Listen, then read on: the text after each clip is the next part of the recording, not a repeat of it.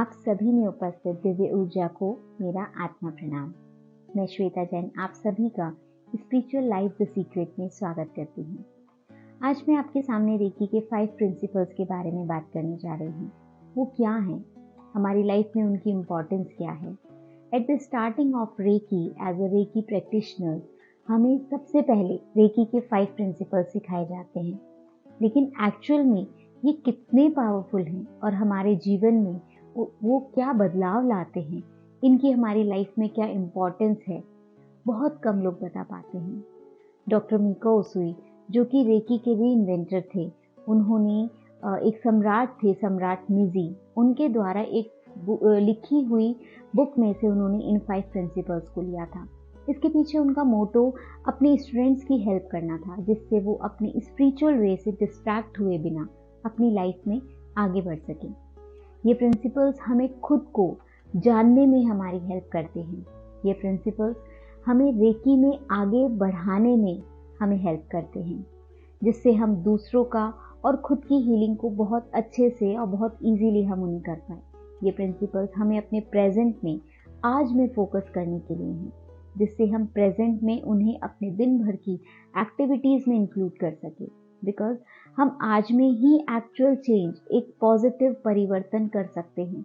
कल क्या किया उस पर फोकस ना करें, आगे क्या होगा उस पर भी फोकस ना करें, सिर्फ प्रेजेंट डे पे फोकस करें। वही हमारे लिए अपॉर्चुनिटी है जिसमें हम चेंजेस ला सकते हैं।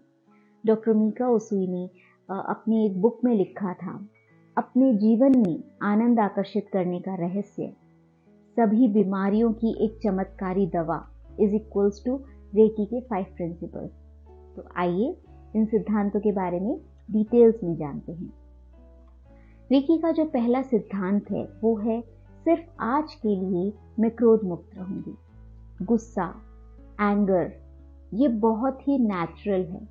Anger is known as a highly destructive emotion which lowers your vibration, but it can be controlled। जब हम बार बार एक ही बात को दोहराते हैं तो वो जो सेंटेंस है, वो जो अफर्मेशन है, वो हमारे सबकॉन्शियस माइंड पे जाके अपना काम करती है। हमें हमारी भावनाओं के प्रति विशेष रूप से लाइक हमारे गुस्से के प्रति जागरूक होने में, उसके बारे में अवेयर रहने में ये बहुत इम्पॉर्टेंट है।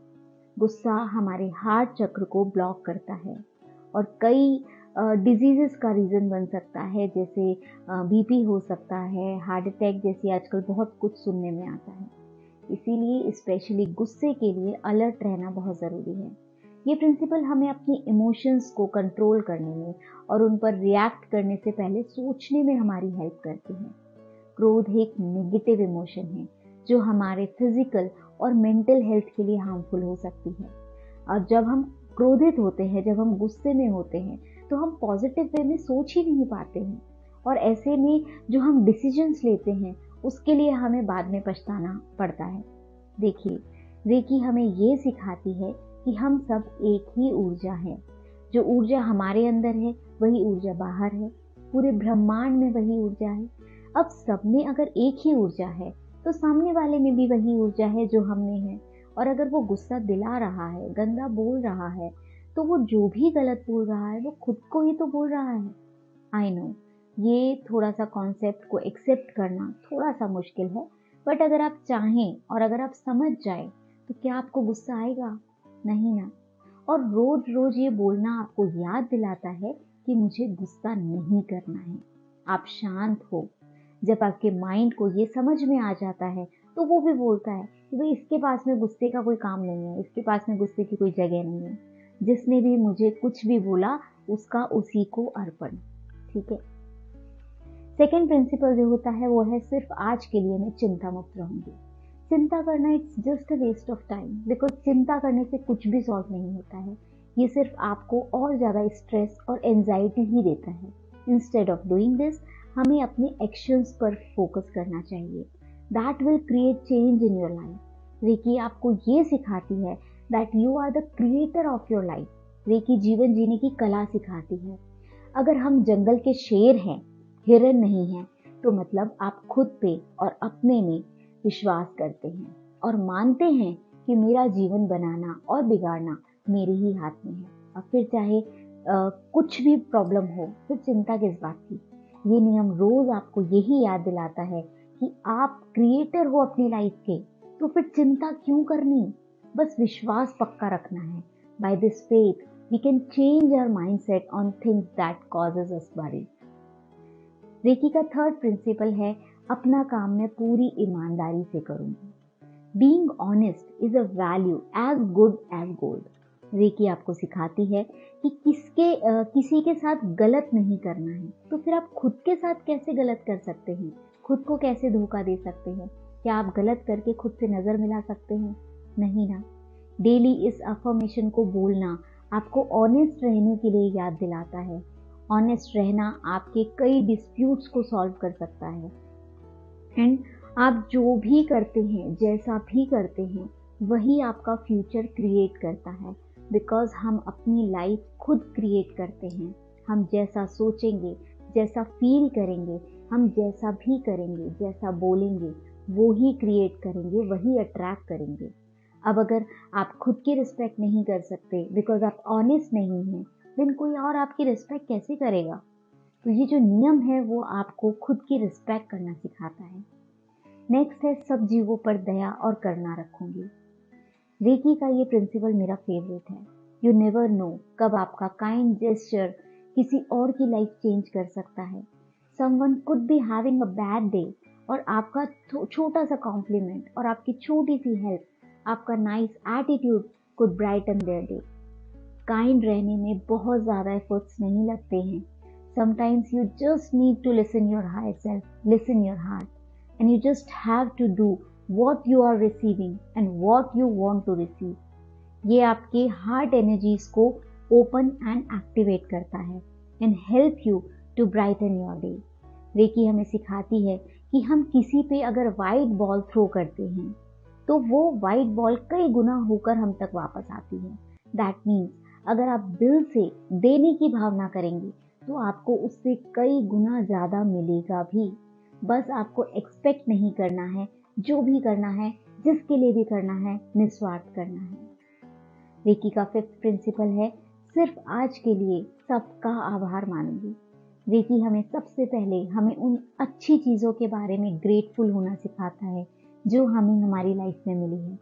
रेकी ने हमें चूज किया है, एक मीडिएटर बनाया है फॉर द हाईएस्ट गुड। हम खुद कुछ नहीं करते, करने वाली वो ऊर्जा है। ये हमें भूलना नहीं चाहिए। अदरवाइज ग्रैटिट्यूड की जगह अगर एटीट्यूड ने आपके माइंड में प्लेस बना ली, and attitude is a negative emotion, अगर वो आपके दिमाग पे हावी हो जाता है तो आप ही क्या, रेकी माँ भी कुछ नहीं कर सकती। एंड ग्रैटिट्यूड एक पॉजिटिव इमोशन है जो हमारे मेंटल और फिजिकल हेल्थ के लिए हमारी हेल्प करता है। रेकी में ग्रैटिट्यूड का महत्व इसीलिए है क्योंकि यह हमारे ऊर्जा को बैलेंस करने में हमारी हेल्प करता है, हमारे सभी चक्रों को बैलेंस करने में हमारी हेल्प करता है। जब हम ग्रेटफुल होते हैं तो हमारी एनर्जीज हाई होती है and it help us to move on and open and receiving position. यह हमें रेकी ऊर्जा को पावरफुल मैनर से रिसीव करने और उसे यूज करने में हमारी हेल्प करती है। ग्रैटिट्यूड को आप अपने डेली प्रैक्टिस में शामिल करके अपना जीवन में अबेंडेंस, पीस एंड पॉजिटिविटी को फील कर सकते हैं। तो अगर आप रेकी प्रैक्टिशनर हैं और इसकी डेली प्रैक्टिस करते हैं तो ये बहुत अच्छी बात है, और अभी तक शुरू नहीं किया है तो कोई बात नहीं, आप इन प्रिंसिपल्स का होमवर्क आज से ही शुरू कर दीजिए, इसमें कोई देरी नहीं होती। और जो लोग रेकी प्रैक्टिशनर्स नहीं हैं वो भी इन प्रिंसिपल्स को मॉर्निंग में उठते ही और मॉर्निंग में उठने के बाद में या फिर रात को सोने से पहले इन प्रिंसिपल्स को रिपीट कर सकते हैं। आप अपनी लाइफ में मिरेकुलस चेंजेस देखेंगे। हम रेकी के 5 प्रिंसिपल्स को अपनी लाइफ में आत्मसात करके लाइफ में खुद के लिए और दूसरों के लिए एक पॉजिटिव चेंज ला सकते हैं और अपनी लाइफ में abundance, peace, health and wealth की एनर्जीज को अट्रैक्ट कर सकते हैं।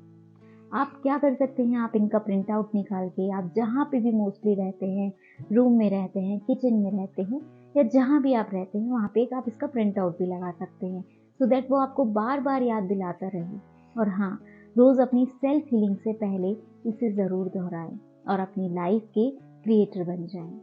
आई होप आप आज से ही अपनी लाइफ में एक बदलाव लाने वाले हैं बाय अफर्मिंग दीज प्रिंसिपल्स। तो मिलते हैं हमारे नेक्स्ट वीडियो में। Till then stay happy and positive. Thank you so much.